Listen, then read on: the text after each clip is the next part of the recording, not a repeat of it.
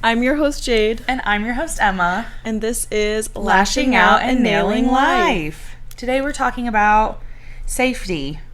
I had the episode title written down, but it's not in my notes.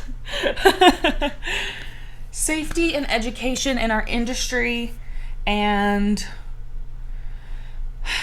what we've learned over the years. I was trying to find the title. Oh, safety in the beauty industry, what we were never properly taught. Yes. Because I feel like this has become a bigger topic on social media over the past year than it has ever been before. And there's definitely a big gap in what should be happening and what is actually happening. Not to scare any of the clients listening, but do your research on your artist, please. Yes. It's early today. We normally don't film this early. We're filming in the morning for a change. My body's moving a little slow. Yeah. But what we've learned is no matter what time we film, we're tired. Yes, pretty much. Welcome to being a business owner. We're consistently tired. I won't say we're burnt out, but we're definitely tired. Especially this last week, too. Little side thing.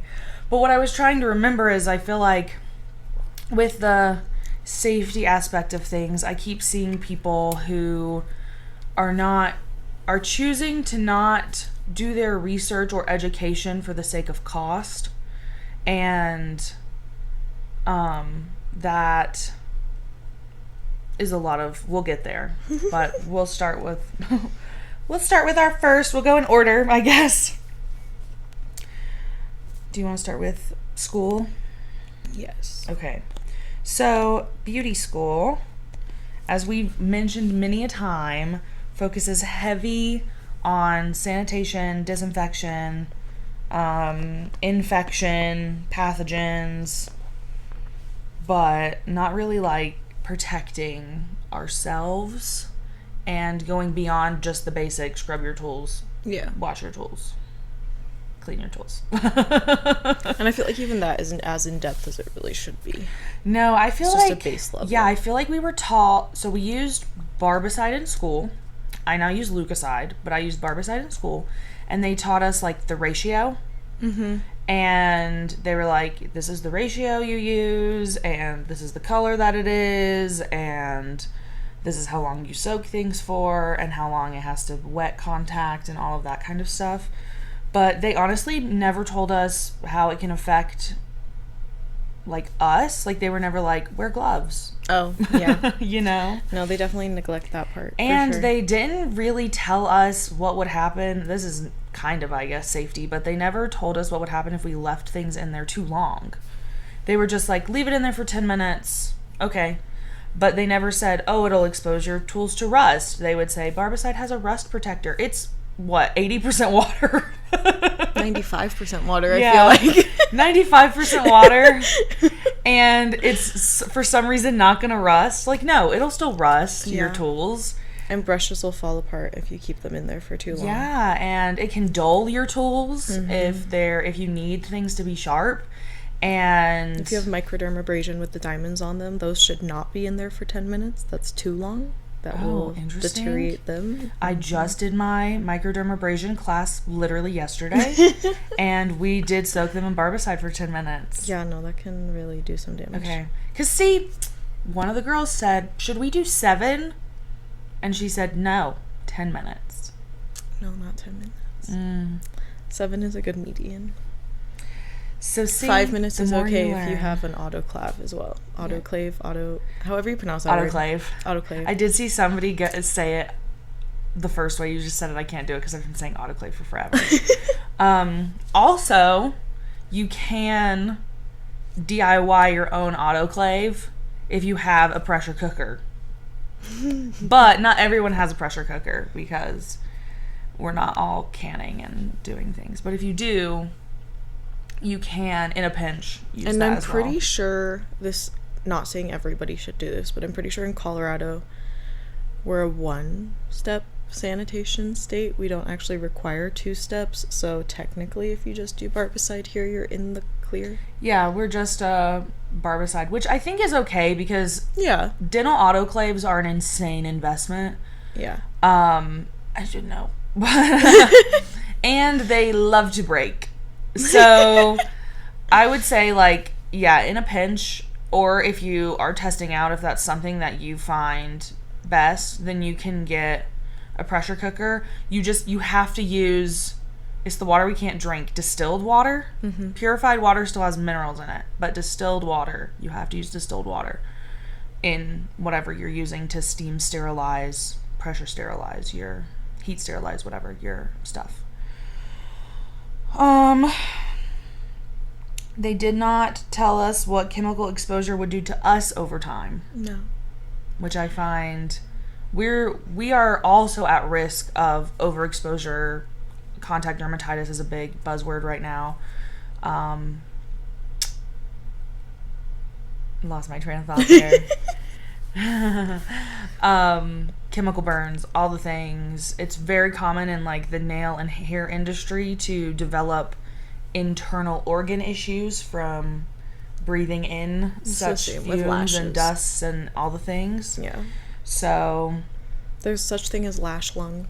Yeah. From the formaldehyde gases. Like you grow lashes in your lungs. Yeah, I know. It sounds scary.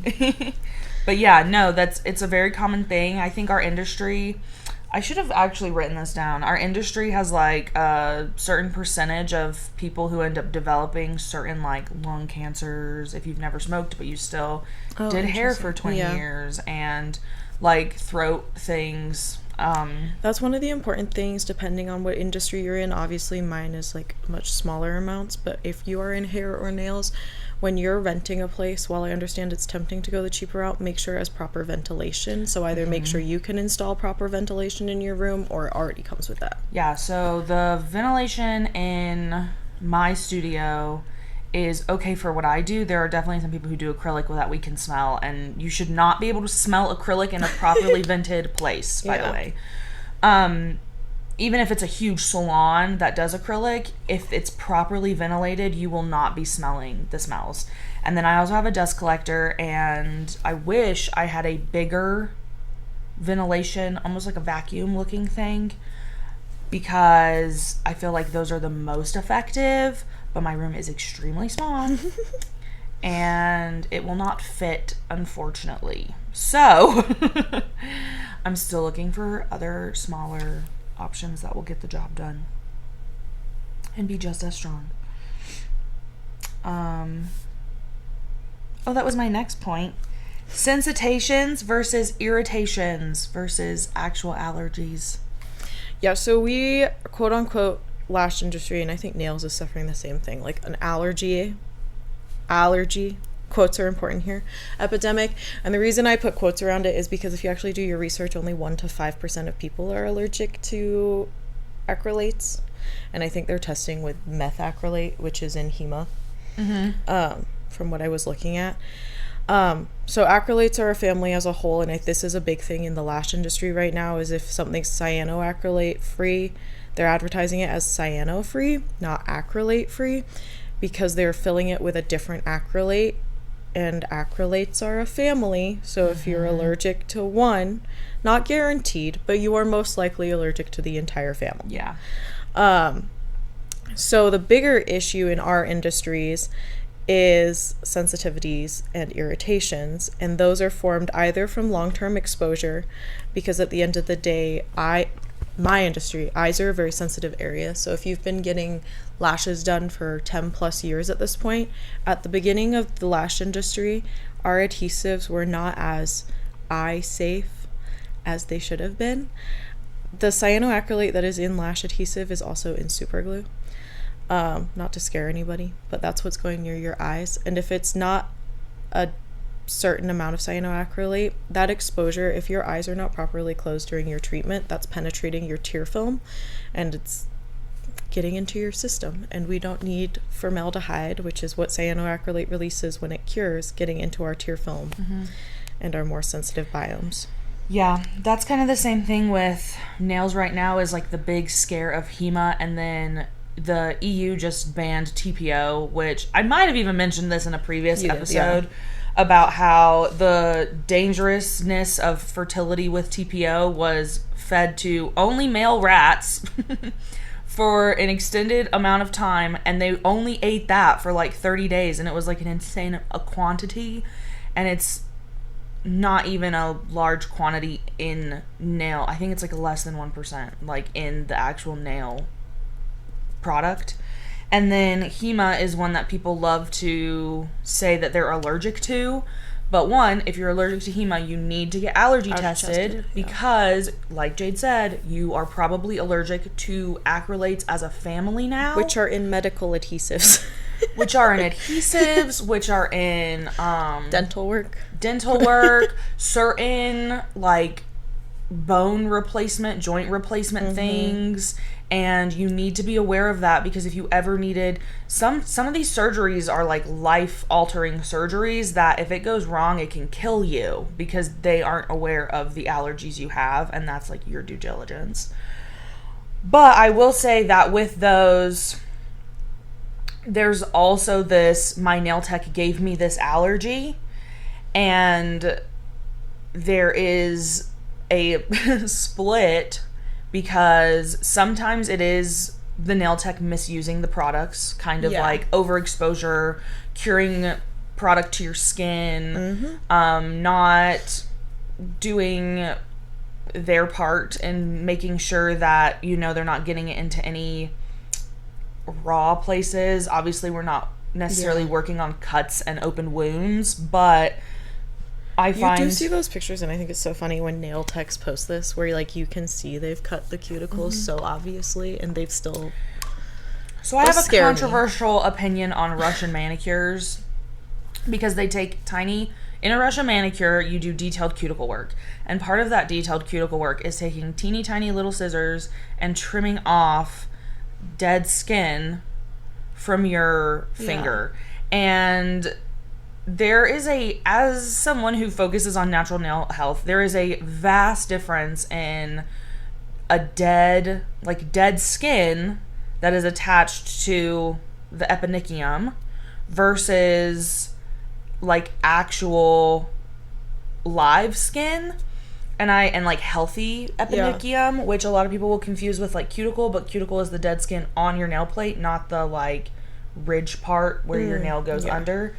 And they're cutting off healthy eponychium, and I feel like it's creating a small, and we know this from skin stuff too, you can create those micro tears, micro abrasions, all of these things where it can allow those chemicals to enter your bloodstream. So that's why I'm like, there is this split of, could your nail tech have given you an allergy? Absolutely. But could your nail tech have also exposed an allergy that you were already allergic to? You just hadn't have been exposed to it?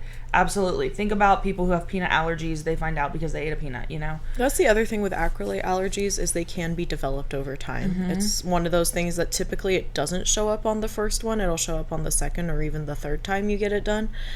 But as we said, it could just be an irritation or sensitivity. Right. Claiming you have an acrylate allergy to me when you haven't actually gotten the testing done is a very wild claim. And it's not, I would say it's not hard to get the testing done in the way of... No, you just have to specifically ask. Yes, and you can call around. You don't have to make an appointment, go in, and then ask for a HEMA or acrylate or whatever other silicone, like, latex allergy thing. You can call and be like, do you do this testing? Do I need to bring in the product I think I'm allergic to for you to do this testing? And some places will say bring in the product, and some places will say no, we do our own individual testing, or they'll say no, we don't do that here. So call around, find out, but it's super important to make sure if it's an allergy versus a sensitivity. Yeah. Because if it's an allergy, that's life altering, you're stuck with that for the rest of your life. If it's a sensitivity, sometimes just taking a break will reverse those effects. Sometimes. Emphasized. And sometimes it just means that, like, I've seen people who are sensitive to HEMA, and they can still get HEMA products put on them. It just cannot touch their skin. So they could get nails. Lashes is obviously very, like, so close, it would be probably too much of a risk. But with nails, I've seen people who are like, I just make their appointment 30 minutes longer, and I make sure I'm extra careful to place it further away from this and do it this way and make sure that all my ventilation and everything. So Big, vast differences in that. Also, school does not really teach you anything. How to handle these situations and what to do and what you are liable for. I don't actually know if when I was in school they taught me anything truly lash related. For sure they taught me nothing. But in general, how to deal with that. I feel like it was maybe glazed over in like a 2-hour section when it's very much a bigger deal. Yeah. Because we're dealing with people's skin and eyeballs. And yeah. And again, like I was in school for cosmetology, so we focused on you can give your client a chemical burn and they may sue you, but they didn't really say like anything else. Oh my gosh. So, side note, chemical burn in hair is very, very relevant because you're using bleach and everything. But chemical burn in the lash industry gets thrown around so much because people will post in Facebook groups, this is safety, pictures of like a red eyeball, and they'll be like, what do we think happened? Like, why is she having this reaction? Like, I don't know how to reply to this text. Which, first of all, it's much better to go to an educator or somebody you know and ask these questions and not post in a Facebook group groups are where, a hot mess. oh my gosh, where literally anybody can say their 2 cents, because I'm sorry, but some people should not be sharing their 2 cents about certain things. And one of the biggest things is you'll see in the comment section, oh, that's a chemical burn, oh, that's a chemical burn, oh, that's a chemical burn. I don't actually know the percentage of chemical burns in the lash industry, but I can tell you it is minute, because to actually cause a chemical burn with lashes, you would actually have to get the lash adhesive, a solid, like, drop amount in the eyeball. When you are witnessing a red eye, it's normally, like, maybe the tape rode up too high and they have a cornea scratch. Maybe the fumes got in their eyes, so now their eyes are irritated for an extended period of time. Maybe they just have dry eye and they need some lubricating eye drops. But I can tell you that I think 9.9 times out of 10, it's not a chemical burn. Not in the lash industry. Really have to mess up. Yeah, that seems like the same way that, like, we'll say, like, nail techs will say, oh, or clients will say their nails need to breathe, but, like, nails don't have lungs. It's like a weird umbrella thing. Like, obviously nails don't need to breathe, but sometimes they need a break. Like, yeah, obviously it's like chemical burn is a totally different thing, but I wonder if they're saying it because they're like, oh, that's umbrella-ing that they're sensitive to fumes. And it's like, but it's different. Yeah. If you actually want to look up what a chemical burn on an eye looks like, you can. But I would be strongly disclosed it's ugly and disgusting. Yeah, believe me, it doesn't. That's crazy. It doesn't look like just a red irritated eyeball. It looks much worse. Yeah. 9 times out of 10, that's poor taping. Either you've taped too high and it's cut, well, not cut, but like scratched the cornea, or you've taped to a way they can't close their eyes properly and now fumes have irritated the eyeball. Yeah. So. And I guess that bled into my last one, which was the repeated low-dose exposure. You can, again, that's like the contact dermatitis. That's the getting things after 2-3 appointments. Like, it doesn't necessarily happen your first time. And if it does, it means that you probably developed the allergy from something else you were unaware of. And that was like the last straw, you know, the final nail in the coffin, so to speak. I had an old coworker of mine who wanted to come in because she was getting married, and she was like, I only want my nails done for my wedding, but I want them to get stronger. And we did a builder gel, and she, like, next day, it was her first set, next day, her skin was peeling off of her hands, and I was like, oh my gosh, this is crazy. We later found out that she's allergic to acrylates. She was also in veterinarian school / being a vet tech, and it turned out that she developed the allergy from an adhesive that they use in the, like, veterinarian clinic. Acrylates, they're everywhere. They're everywhere. Let me see what points I had. Keep going. I'm going to close this door because I feel like it's causing noise.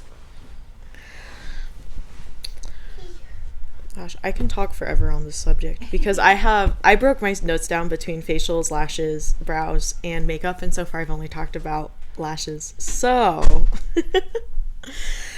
let's see. Oh, we'll wrap around to that at the end, actually. Okay, my big thing on facials is, this is so bad, but especially where I took school, They do not educate you properly on different skin tones and what different skin tones can do with treatments. That's crazy.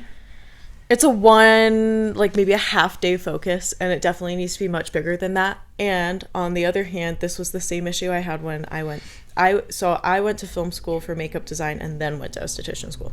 And the same issue happened when I went to film school for makeup design. They had one day dedicated to how to do ethnic skin. And that one day, ironically, was the biggest blizzard Vancouver had seen in years. So all the public transportation was shut down. So I actually didn't make it to that one day, and they never redid the class. Oh. But the craziest part is the fact that all you got was one day on how to do diverse skin tones. That's crazy. Again, so I'm doing my continuing education for advanced skin services. And I will say I don't remember if we talked about skin tone and like the Fitzpatrick scale and things like that. But in these classes, I'm learning that. So maybe they're pushing it more because obviously I was in school 6 years ago. But also these are technically continuing ed classes. Like, I don't know if these would... First of all, the school that I went to so far has been very in-depth. So I will say, like, they're pretty good. The teacher is an ex-student, which to me shows a lot because I don't think anybody from our beauty school would ever teach at our beauty school. And a lot of the people, like women in my class were also former students, and they were like, we liked this place so much we came back. So I feel like that says a lot too. That maybe because these are women who care about educating people, that their classes are going to be more in depth than usual. But also these are technically continuing education classes, and those tend to be more in depth than what we get in beauty school anyways. So I don't know. So the biggest thing for the skin tones and Fitzpatrick scale is the deeper the complexion, you start getting restrictions on levels of chemical peels you can do on them and XYZ, because you can cause hypopigmentation. Not hyperpigmentation, but hypopigmentation. If you use a chemical peel that is too extreme on deeper skin tones, I would use the Fitzpatrick scale, but I know a majority of you probably don't know what that is, so we're going to use lighter to deeper. If you use a strong chemical peel on a deeper skin tone and it's too much for them, you can cause them to lose pigment. Isn't that crazy? That is not crazy. Good. And then the other thing when it comes to facials, and this does overlap into lashes as well, if you live in drier climates, Colorado, a majority of your clients are going to have sensitive skin. Whether they will tell you that or not, their skin is sensitized just because of the climate they live in, especially in the winter. Emma sees this all the time. I've actually gotten it under control this year on my hands, where I very much fall into the very sensitive, very dry client when I go in to see Emma. But one of the things we talk about with lash extensions is allergies, but majority of the time in winter, if you think you're seeing more allergies pop up in your clients, it's most likely their eyes are dry and irritated, and what is the other word I was looking for? Anyways. Inflamed, maybe. Inflamed, thank you. Yeah, they're dry, irritated, they're inflamed because the air that we are currently in, especially Colorado this year, we go from warm to cold so aggressively that our skin is not having enough time to properly adjust. So a majority of our clients currently are just sensitive, and that's really important to factor in when you're doing these services, and if they are following up with you the next day, is you need to think about all the factors, not just your service. And even when you are thinking about your service, you have to think about everything from how you cleansed the eyes, what you rinsed it with, did you use lubricating eye drops, did you use tape or silicone eye pads, or you have to think about the whole service as a whole. I'm kind of tired of us jumping to blaming the adhesive immediately. For example, I just got trained, this is kind of a dirt road, I just got trained in an adhesive which is completely acrylate free and plant-based with a 99.9% chance of anybody, with a 99.9% allergy-free rate. So only 0.001% of people would actually be allergic to it. Well, I've used this on one of my clients who had a reaction back in 2024, I believe, so almost 2 years ago, and unfortunately she still had a reaction. But now we know it's not the adhesive, because the 2 adhesives I've now used on her are completely different makeup. Like, not even like one is minimal acrylate compared to more acrylate. One has no acrylate and one has acrylate. So they're completely different makeups. So we now know that it's not the adhesive at all. It's something else in the service that is causing this reaction. And I actually went back through my text messages with her back from when we initially had to remove her lashes. And the initial time I had to remove her lashes was before she went in for a clogged tear duct. And so they were fine then. I was just removing them so she could get that fixed. And then she came back in after that treatment, and that is when she had her first reaction. Interesting. So it's nothing to do with what I am doing, but something that happened during that clogged tear duct, whether it was just the clogged tear duct that has caused permanent irritation, something happened when she was getting it fixed. Who knows? It's something during that very moment that has now caused her eyes to just be so sensitive that laying down for 30 minutes plus just causes them to swell, get red, itchy, uncomfortable. So it's nothing to even do with lashes themselves as a whole. It's just she has a sensitive eye area, and that is very common with eyes in particular, because we're working with the thinnest skin and the most sensitive nerves. That's what's in your eye, which is why I don't like how minimally trained lash artists are. Yep. So no matter what you have, even if you do have adhesive that is 99.9% allergy free, it might not even be an allergy that is the problem. It might just be, we have these little things in our body called mast cells, which are there to protect us from irritation. It might just be that those are so high on alert all the time due to your previous experiences that they will get inflamed even at the slightest little sign. So with her, I was using silicone eye pads, I was using silicone tape, I was using OcuSoft, which is an optometrist an optometrist approved eye cleanser, lash cleanser, lid cleanser, and I used lubricating eye drops to even protect her tear film. So even doing everything correctly, her mast cells were just on edge so much that just from the mechanical stress of it all, of me just working around her eyes, they just freaked out and they didn't like it. And that's why sometimes removing the lashes isn't the solution. Sometimes you just want to leave the area alone from there on out and just let them fall out, which I know is not what anybody wants to hear, but me doing a removal can just make it worse. Because at the end of the day, with lash adhesive and nails, once you've left my studio, it's cured. Like, it's not active anymore. There's nothing you can still react to in it. Like, all the active ingredients are calm, so that's not what's causing the problem extended. So yeah. Some things I want to throw out to like sum up that section is, just because it didn't burn doesn't mean it's safe. Yeah. And just because it did burn doesn't mean you have an allergy.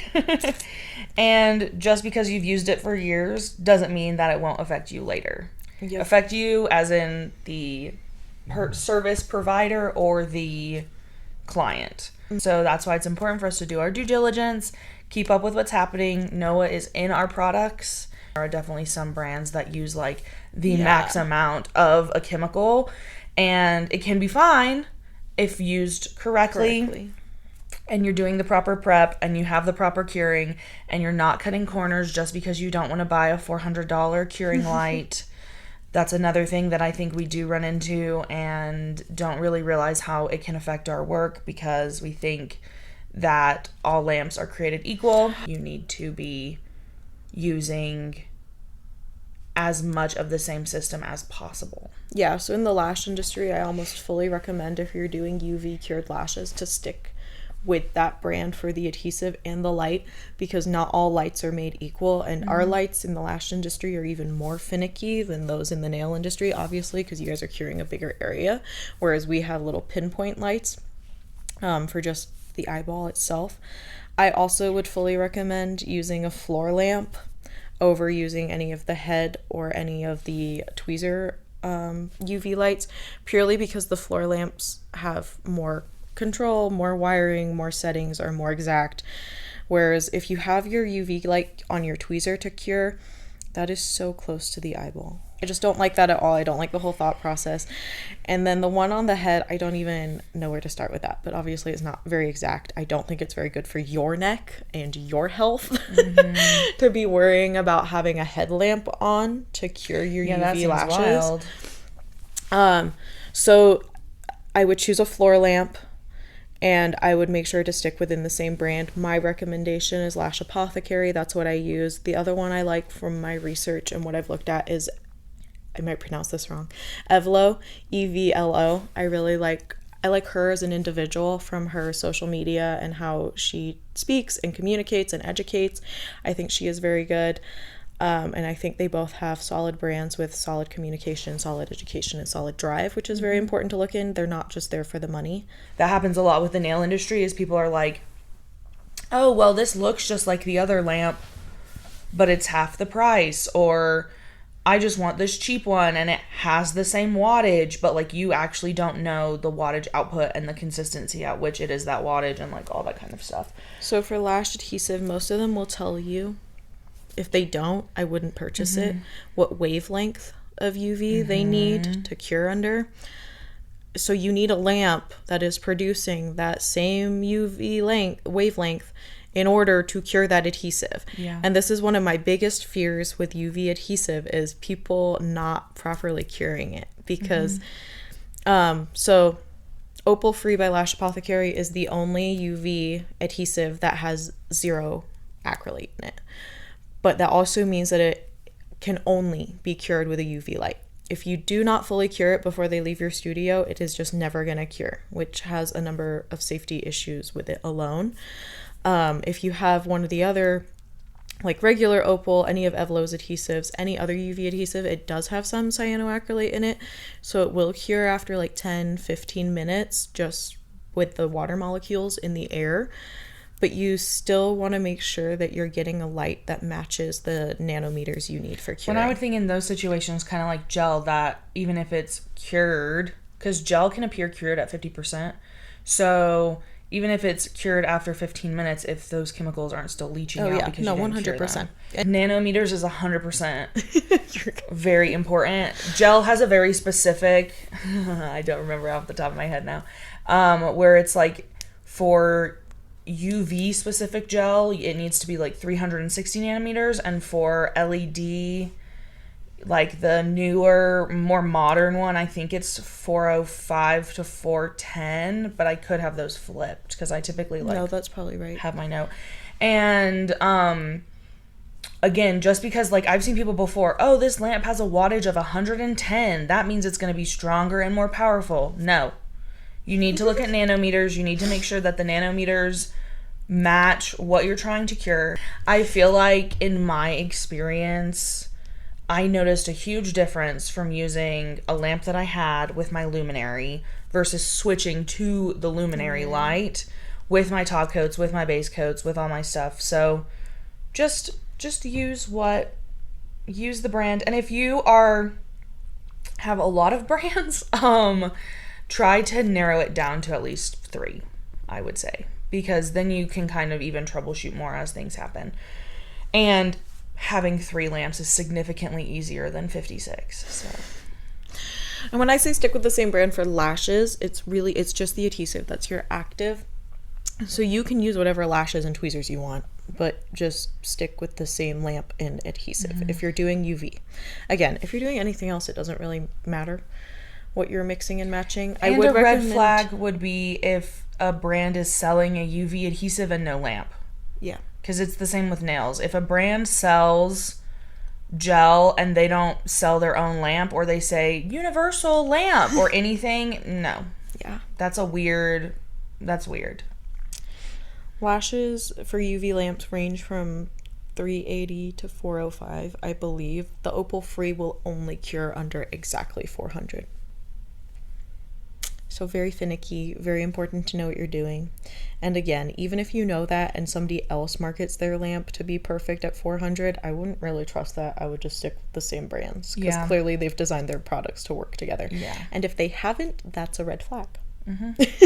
Steer clear of that brand. People will often gloss over safety because I've seen everyone do it, in quotation marks. Oh, yeah. Or it's the industry standard. Is it really the industry standard, or are people like being paid by brands? Is it really everyone does it, or are they just trying to like cover their own butts for They're promoting justifying. something? Yeah. Oh, another one I've heard is, but that brand's been around for such a long time. I want it noted that sometimes that's not a good thing. No. And also, if a brand has been around for such a long time and they haven't been innovatively changing with the industry, that's not good. OPI, they have been doing the same thing for years and years and years and years and years and years, even with the technology that we know now and the things that we know now, and they have changed nothing. They have changed nothing. There's been no, and look, we've done this new amazing thing to help with. No, they haven't done anything because they are just a greedy company. They're just stuck in their ways.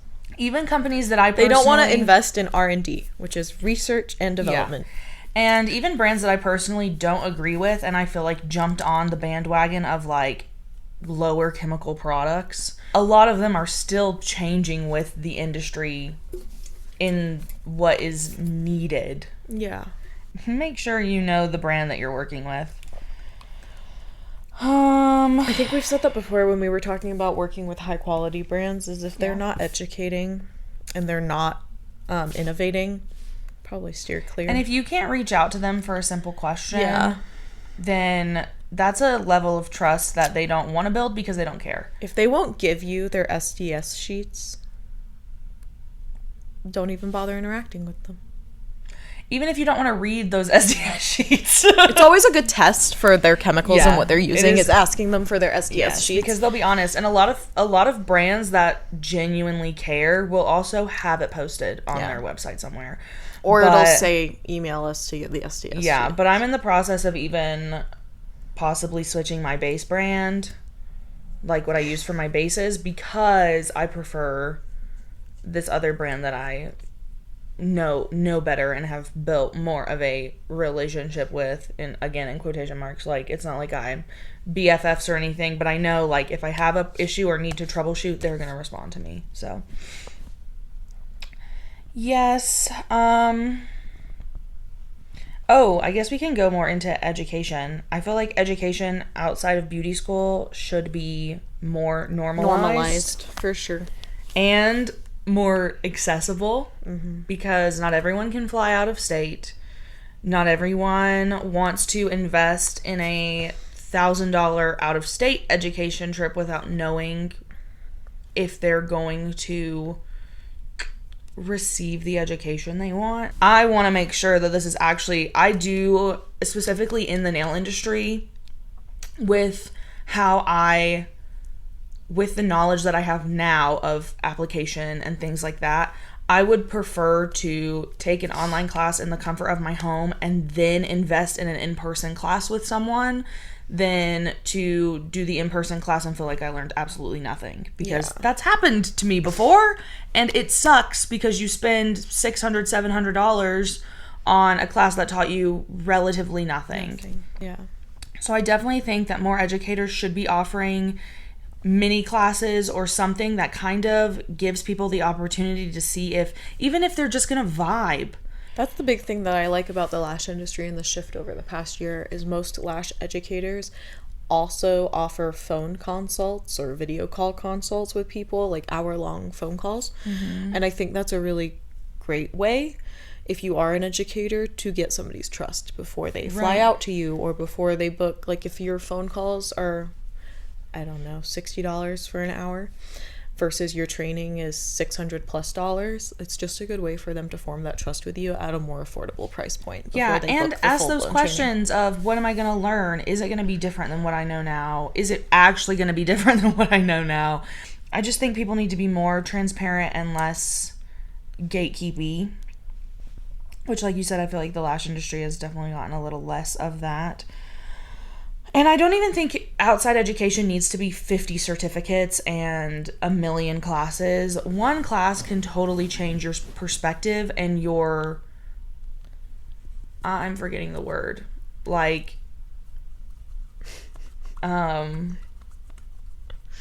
whatever. It can change your perspective and like your experience, I guess. It changed so much for me because there was just so many little things I didn't know about like applying things in thin layers. And now I'm getting into another point in my career where I want to look into a couple of other things. And I know that the courses will actually have things to teach me because they've kind of shown themselves already. And you just know that it's more like in-depth and hands-on. But I also think that ongoing education should be framed as like risk reduction and not just doing it because it's trendy right now. Yeah. I think a lot of education can definitely help with, especially if you're doing brand specific, help with your troubleshooting, risk reduction. You know exactly what you're doing.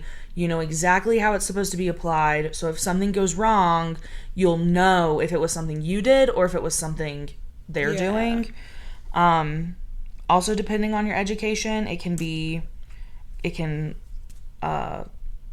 lengthen like your career itself, because if you know how to properly apply things, then you know that you're keeping yourself as safe as possible. Yeah.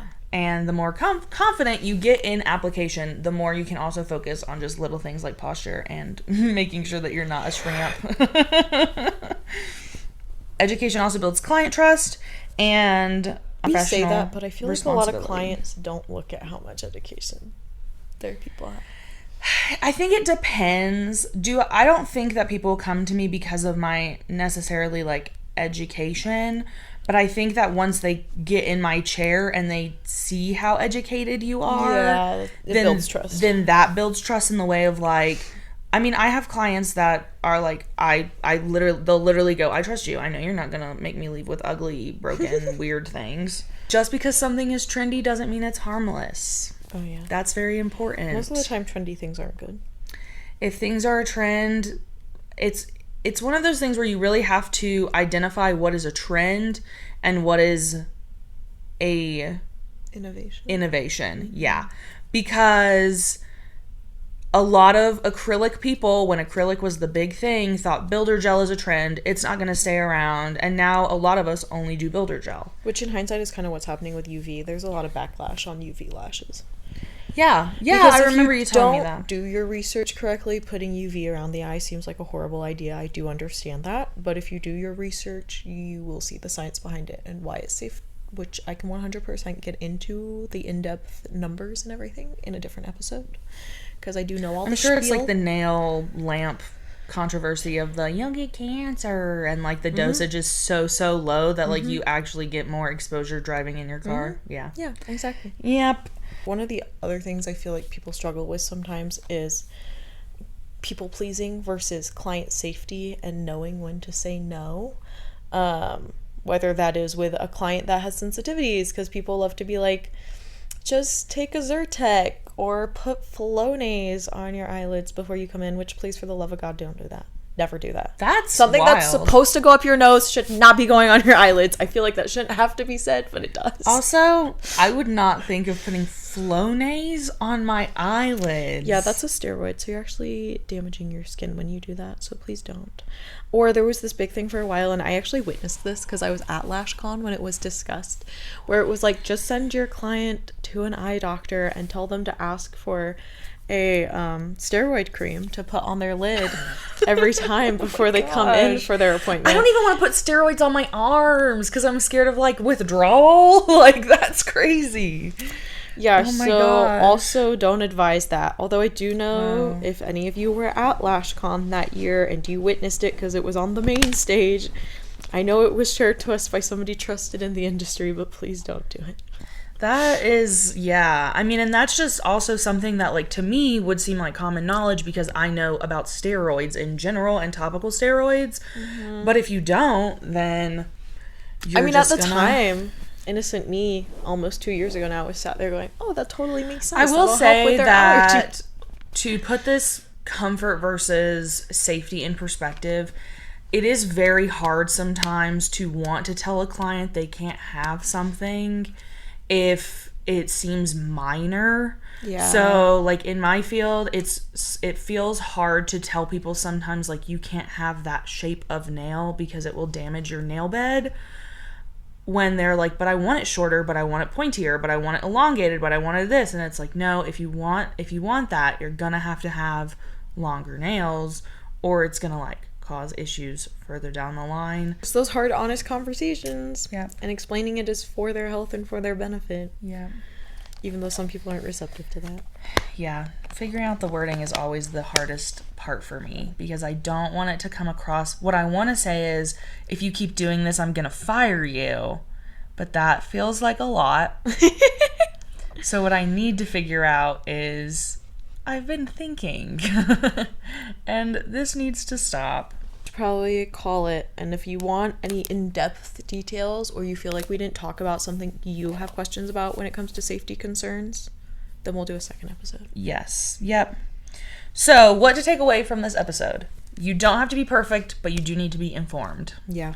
An extra class can change your life. Your health matters just as much as your clients. And yeah, as much as we love this industry, we definitely need to be protecting ourselves and the people that we service. Always ask questions. Don't copy unsafe trends. Don't be afraid to say no. Being safe doesn't make you boring. It makes you trustworthy. And lastly, my last comment is, clients might not notice when you're doing everything right, but they will absolutely notice when something is wrong. Yes. Yep. With that said, we'll end this episode here. As usual, all of the links and things that you may need will be in the description. And till then, we will see you next time. Bye. Bye.